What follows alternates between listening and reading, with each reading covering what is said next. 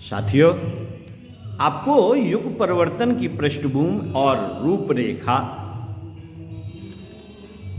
नव निर्माण की 5 प्रमुख संरचनाएं, नया युग जो आना है, आ रहा है, नया निर्माण जो हो रहा है, उसके लिए 5 प्रमुख संरचनाएं आपको पढ़कर सुना रहे थे। पहला था शिक्षा प्रसार।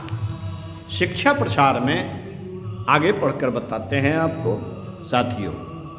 साथियों, शिक्षित वयस्क स्वभावतः आगे की शिक्षा प्राप्त करना चाहते हैं, पर उनकी गृहस्थी की जिम्मेदारी सिर पर आने से स्कूली छात्रों जैसा समय निकाल नहीं पाते। इसके लिए उनकी सुविधा को देखते हुए रात्रि विद्यालयों का प्रबंध किया जाना चाहिए। प्रगतिशील देशों में ऐसी व्यवस्था सामान्य स्कूलों से भी अधिक है। शनिवार का आधा और रविवार का पूरा दिन, इस प्रकार सप्ताह में 1.5 दिन चलने वाले स्कूल वर्ष में पूरी पढ़ाई पढ़ा देते हैं। वयस्क व्यक्ति अपनी प्रौढ़ बुद्धि से, अपने उपयोगी विचारों से, इतने से ही काफी ज्ञान वृद्धि कर लेते हैं। हर वर्ग के व्यक्ति अपने अपने विषय की ज्ञान वृद्धि करते हुए क्रमिक प्रगति के पथ पर आगे बढ़ते रहते हैं।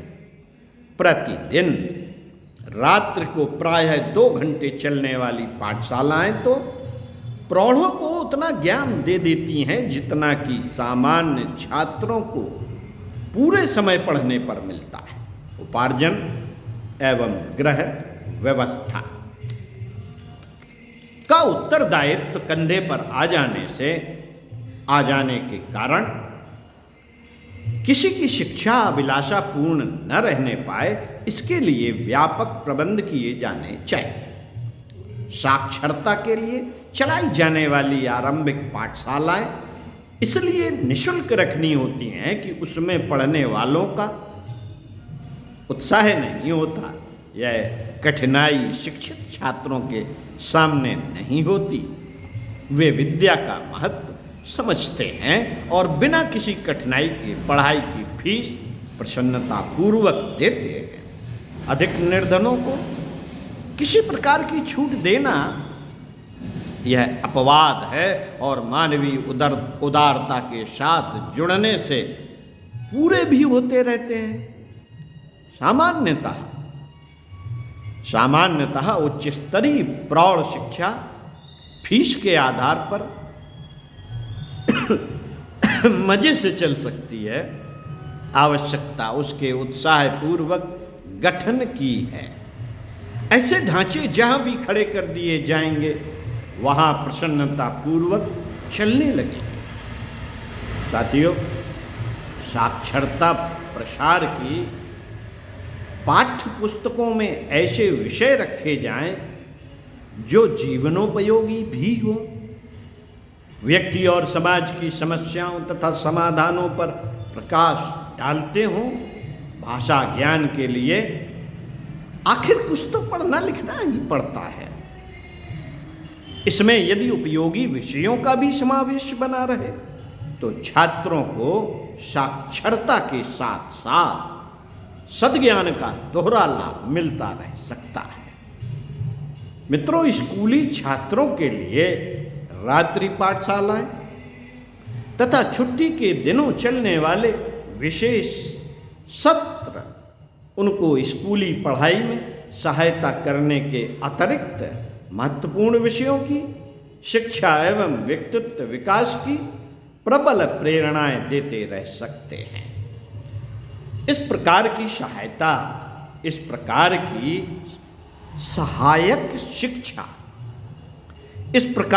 सहायक शिक्षा उस कमी की पूर्ति कर सकती है जिसका कि स्कूली पढ़ाई को दोष दिया जाता है।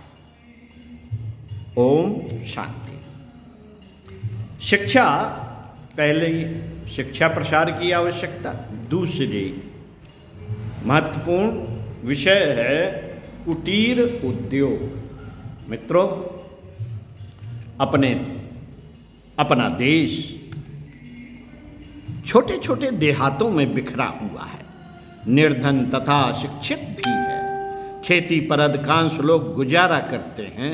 छोटी जोतें होने तथा साधनों का अभाव रहने से उससे भी स्वल्प उपार्जन होता है।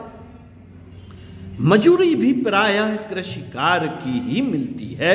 बड़े कल कारखाने शहरों में होते हैं और उनको सीमित श्रमजीवियों की ही आवश्यकता रहती है। हर साल लाखों छात्र शिक्षा प्राप्त करके निकलते हैं और वे सभी नौकरी चाहते हैं। छुटपुट व्यवसाय और कला कौशल भी जहां तहां मौजूद हैं, फिर भी श्रम शक्ति प्रायः आधी खाली रहती है। नितांत बेकारों की संख्या भी भयावह है। फिर जिनका आधा तिहाई समय बेकार रहता है, उनकी संख्या तो और भी बढ़ी हुई है। इन सब को काम मिल सके तो आर्थिक तंगी मिटे। बेकारी और गरीबी के सम्मिश्रण से जो समस्याएं उत्पन्न होती हैं, वे असंख्यों प्रकार के संकट, झंझट एवं उपद्रव खड़े करती हैं। आजीविका के स्रोत खोलना आवश्यक है। साथियों, आजीविका के स्रोत खोलना आवश्यक है। इसके बिना शिक्षा के समतुल्य ही भयावह बेकारी से छुटकारा मिल नहीं सकेगा। अपने देश में यह दो बड़े अभिशाप हैं जिन्हें दूर करने के लिए सरकारी और गैर सरकारी प्रयत्नों को कंधे से कंधा और कदम से कदम मिलाकर चलना चाहिए। इस दिशा में प्रमुख उपाय कुटीर उद्योगों का ही हो सकता है। जापान की अर्थव्यवस्था इसी आधार पर सुदृढ़ बनी हुई है। वहाँ घर घर में छोटी छोटी मशीनें हैं। उनसे किसी बड़े उद्योग का एक माल तैयार किया जाता है। टुकड़ों टुकड़ों में वस्तुएं बनती रहती हैं, उन्हें मिलाकर एक पूरी चीज बन जाती है। सभी निर्माताओं को सुविधा रहती है, कुशलता भी बढ़ती है और सरलता भी रहती है। ऐसे उत्पादन सस्ते पड़ते हैं, निर्यात होते हैं और देश की संपदा बढ़ाते हैं। अपने देश में भी अपने ढंग की आवश्यकताओं के अनुरूप कुटीर उद्योगों का प्रचलन होना चाहिए। विभिन्न क्षेत्रों में विभिन्न वस्तुओं का उत्पादन होने की सुविधा और खपत की आवश्यकता रहती है। साधनों के अनुरूप विभिन्न क्षेत्रों के लिए विभिन्न कुटीर उद्योग हो सकते हैं। साधारणतया भोजन के बाद दूसरा नंबर वस्त्र का है। कृषि पशुपालन तो प्रायः एक साथ जुड़े हैं। दूसरे नंबर का वस्त्र उद्योग है। कपास ओटने से लेकर कपड़े सीने धोने तक की अनेकों गतिविधियां इस उद्योग में वांछित हैं, जिससे करोड़ों को आजीविका मिल सकती है। छोटे बड़े असंख्यों ऐसे उद्योग हैं जो हाथ से अथवा छोटी बड़ी मशीनों की सहायता से सर्वत्र चल सकते हैं। बिजली का उत्पादन जैसे जैसे बढ़ेगा, कुटीर उद्योगों का उपार्जन उसी अनुपात से अधिक मात्रा में तथा अधिक ऊंचे स्तर का बढ़ता चला जाएगा। साथियों, कुटीर उद्योगों की असफलता का एक बड़ा कारण यह है कि पूंजी लगाने, कच्चा माल खरीदने, उत्पादन तैयार करने और बेचते जाने के सारे काम उत्पादक को ही करने पड़ते हैं। इससे उनका लाभांश न्यूनतम रह जाता है और गुजारा न होने से उसे छोड़ना पड़ता है। कुटीर उद्योग पूर्णतः सहकारी समितियों के माध्यम से चलने चाहिए।